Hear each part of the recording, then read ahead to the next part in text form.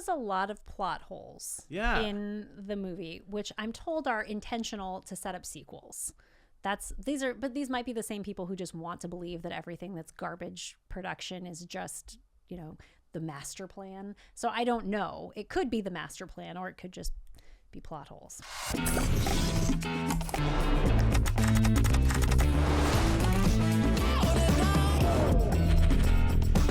Welcome to another episode of Is This for Kids? I am Jonathan Bearded Blevins. I am Katie MrsRuvi.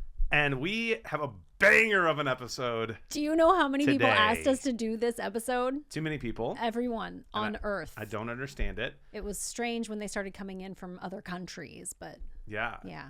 So I talked to my wife last night. For the first time? For the first time in months. No.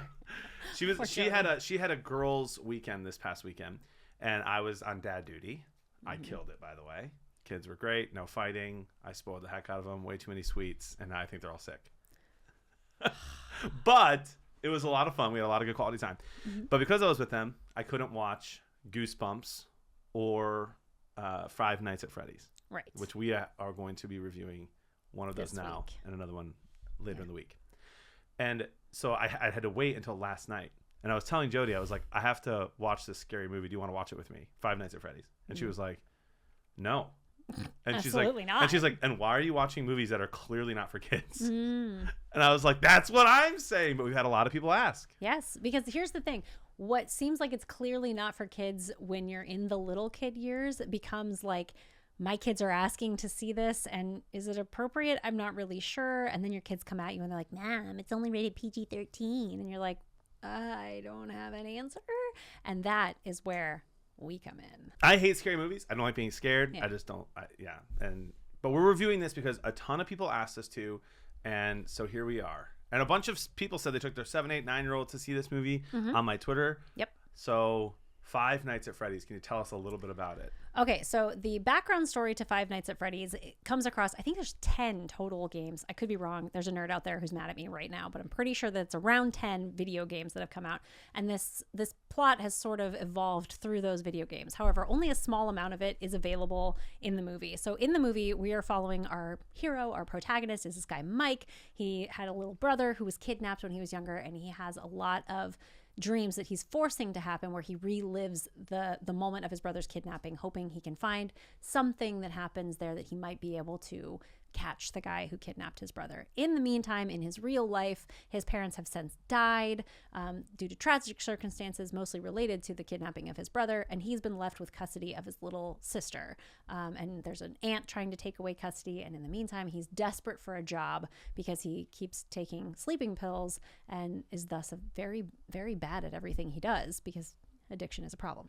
Anyway, so he gets this job at a place called Freddy Fazbear's Pizzeria that's been closed down since the 80s, but they just need a night guy to make sure that people don't come in and break stuff and ruin anything. And so that's Mike's job. In the meantime, he finds out that there is a creepy history to Freddy's and that the animatronics may not be what they seem. Because they're possessed monsters of trying. the souls of little children. I'm not even sure it's the souls. It might be the body. I think they explicitly state that their bodies are inside the machines. Are they dead, though? That's my question. I have no idea. What are they eating? I don't know. Pizza. But the kitchen is in shambles. It's not in shambles, though. And I kept wondering, why are there so many pans in a pizza, like saute pans in a pizzeria? What are you making in a saute pan? Yeah. I have questions.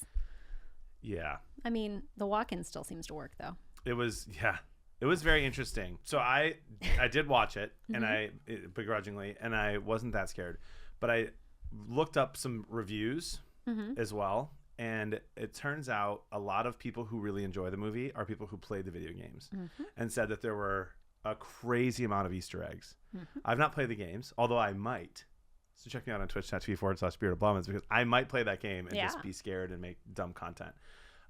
But yeah, I don't know. The character development was bad.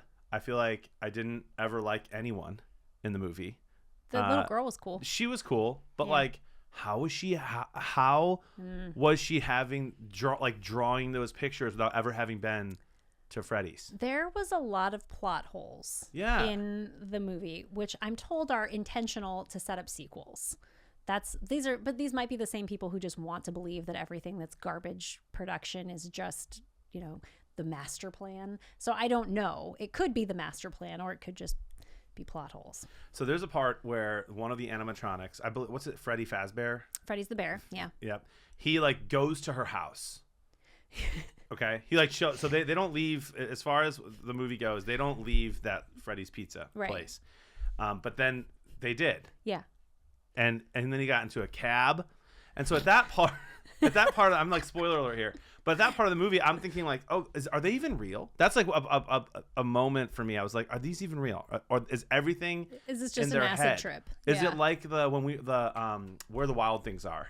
Oh yeah. Right? Yeah. Or like these creepy looking monsters, and it's like, is it all just in someone's head? Or are these actually like, how is this how did he leave, and how did no one see him? And that makes sense because the older brother's, using drugs. So Yeah. it's possible. Very possible. And but his sister has just a bunch of imaginary friends. yeah, it's confusing. There's a lot of very strange, like, how do these people know each other? But as from a parental perspective about whether or not it's appropriate for kids when you're looking at a horror movie, like, let's not lie to ourselves.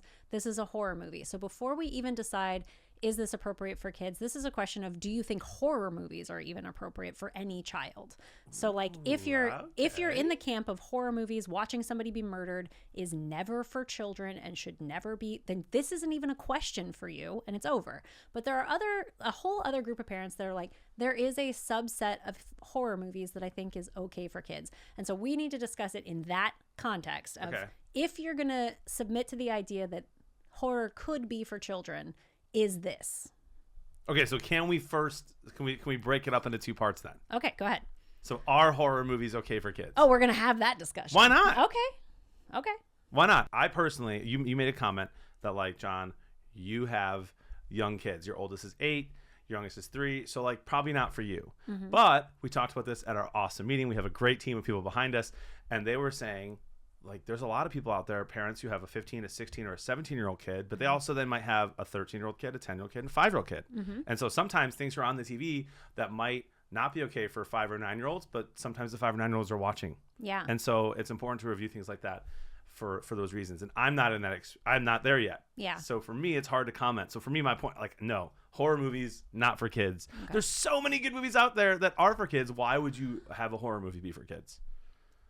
I don't have a strong opinion about whether or not horror movies are for kids or not for kids. I did take a bunch of film classes in college, and so I know a lot of people who really believe in the horror genre, that they think that it is a way of examining the hard parts of life. They think that it's a way of looking at the underbelly of things. I took a whole class that's like how much of old horror movies are just metaphors for chastity, basically, which is why you have the trope that the virgin never dies. That it was all basically a giant morality play for a very long time until Scream in 1996.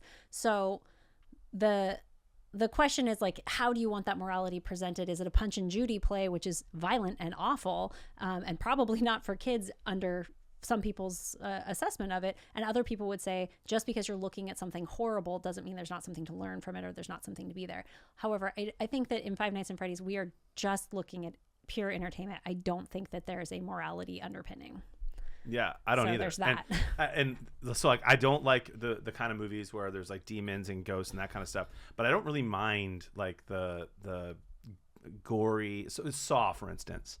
Oh. I love the Saw films, but I love the lessons in the Saw films. Don't be a horrible person, or you might die. Do you know what the lesson I took away from the Saw movie was? What? You ever wake up in a room with a dead body in it, you shoot that body 3 more times just to be safe, because you don't want that guy popping back up. That's true. I don't care if he's your mom, okay? You need to make sure he's down for the count, because you need to be on your A game. Yeah. Bro starts breathing all of a sudden. What are you going to do? I'm dead serious, though. Like, I learned a lot, like, from, like, I thought that Saw was trying to say something. Maybe I'm wrong. And so I understood it a little bit. But sure. This, like, yeah, I'm with you. There was nothing here. So let's go back to Coraline real quick. We've done this episode before on Coraline. You can look it up on Is This For Kids on YouTube or any other place where you listen to podcasts. It really had an impact on John's life. It did. I forget. Do you remember what you rated, what age you said it was appropriate for kids? I think I said 8 or 10. I think I said 10. You may have said 13. I don't think so. Okay, so if you said 10, I definitely maybe probably said said 13. Like 12 or 13. It's older. Yeah. So I'm curious for Five Nights at Freddy's. Is Five Nights at Freddy's for kids? What age would you say is appropriate? Okay, I don't. The separation for me here is that there is no psychological trauma the way that there is for Coraline. I feel like this is just a pure candy movie. There's just nothing substantial to it. It's not that scary, which you said yourself, and you're a giant baby. True. It is not that scary. There's no blood. There's a little blood. The blood is always dried. So like he gets a scratch on his arm and you see it and it's clearly an old wound, or a girl gets stabbed and doesn't even bleed. Like it's bizarre. It's insane. The blood on the window. That's okay. But that's not. But you're right. It's not always disconnected from the act Correct. of actually hurting the person. Correct. So it's not like you're watching a dude get punched in the face and he spews blood everywhere, right? Right. So, and nobody even gets punched in the face, I don't think. Anyway, so there's no sex, no. There's barely any language. It's an implied violence more Yeah. than an actual violence, and there's barely any language. So for me, I would say that this is appropriate for a kid who's in late elementary to early middle school, depending on how sensitive the kid is. So I let my 9-year-old watch it, and he was fine, and it was fine. Interesting. I'm sorry. Interesting. So I have a weird take that I think you're going to be surprised by. Okay. I think the movie in general would have been a lot better if there was way more gore and if it was even scarier. Like, why have a horror movie be okay for a 10, 11, 12-year-old instead of just making it go all out and have it be awesome for the millennials who are playing, the ones who played the games? Mm-hmm. Like, I know there's a lot of young kids who are watching on YouTube, etc., and they're still playing the games, but there's people my age are playing these games. 5, 6, 7 years ago, they were streaming these games on Twitch. Yep. So I'm like, go all out. Just make it an absolute barn burner of a horror movie. Way more gore, way more jump scares. Give it and make it better plot and make it rated R, and then it's just not for kids. Let me tell you why. And I know for sure 100%, and I'm cynical as crap about this, but it's because Five Nights at Freddy's as a franchise, between the games and the commercial items they've made afterwards, toys, teddy bears, those kinds of things, they have sold 33.5 million units, and they are selling them to children. That's insane. Because my kids wanted a Chica stuffed animal, and they had never played the game. They've never once played this game in their whole life. They watch YouTubers play it. It's a game that seems like it's for kids. There's cuddly critters. And it's rated PG-13. And it came out on a streaming platform where a child can access it without their parents being there. You don't have to take your kid to see this movie. It's on Peacock. It's on Peacock. Your kid can find this all by themselves. Thanks to you, I bought a subscription to Paramount Plus because you said Paramount Plus, and then I didn't find it, so I wasted $6. I said Peacock. Okay, you might have. I might You're have a monster. I'm going to say the movie is for 13-year-olds, maybe 14, if you're okay with scary movies. There you go. But I will say, I just don't think it's worth watching. Okay. It's just not very good. So to me, if you're going to watch a horror movie, if you want something next Halloween or something for your kids to watch, this is pretty benign. Wow. But that again, you have to be in the camp of I'm okay with my kids watching horror movies. If you're not in that camp, then you skipped this episode. That's How are true. you even hearing me right now? You know what's interesting? Uh-huh. I thought that this, and I still actually haven't put this together because I'm going to be honest with you, I was on Twitter the entire time I watched this movie, just trying to make sure, in case it was scary, that I wasn't getting scared. There were a couple parts where I was ready to turn it off. The part, I thought the scariest part was the very beginning. Yes. And I don't remember who it was even in there. Like, who was running away? It was the first security guard, the guy that they replaced. Oh, okay. Yeah. Well, that makes sense. Yeah. But once you see the whole movie, that it's logically incoherent. Why are you killing him? Why are you even keeping the place around? Who pays the security guard just to make sure that something doesn't the bad fall guy apart? And for the record, I don't want to spoil this for you, but the minute the bad guy turns up on the screen, I looked at my kid who was watching it with me, both of them. I was like, that's the bad guy. Bet me $1,000. And they're like, no, Mom, you've never played the game. You don't know. The bad guy's this guy. And I was like, yeah, that's him. And they're like, no, it's this guy. That's his name. I was like, you don't know what he looks like. It's him. I'm telling you right now, it's him. Wasn't he the same guy who played in Shaggy and Scooby-Doo? Yes, but at this point, you're in spoiler territory. He was also the bad guy in Scream. Spoiler alert. He was also the bad guy in Scream. Yeah. I've never Matthew seen Scream. Lillard. Shocker. I saw it in the theaters. My mom bought the ticket for me. So when I'm telling you that some people are letting their kids watch horror movies, I looked this up. Scream came out in 1996. I was in 6th grade. My mother had to buy the ticket for me, hand it to me, so my friends could. And that's not my dad. My dad's usually the crazy person. My mom was like, all right, go ahead. And we all went and saw it. It was rated R. Incredible. Crazy. we'll find out. I want people's comments on this episode. Yes. Who you agree with, what you think. Tell us like everything. Your favorite part of the movie, what age you think it's appropriate for. And then also find us. Go to isthisforkids.com. Oh my gosh. You can find us on Instagram, and we're on Patreon now, which is super exciting. You get a bonus episode and many other treats. And the link to Patreon is through isthisforkids.com, right? Yes, you can find anything on isthisforkids.com. We have awesome shorts put out on YouTube and Instagram, and I believe TikTok, which you can also find on isthisforkids.com. Yes, everything is there. So check it out. Yes, and there's just so much media out there for us to navigate as parents. I'm Jonathan Blevins. I'm Katie Ruvi, and let us help you figure out: is this for kids? Is it for kids?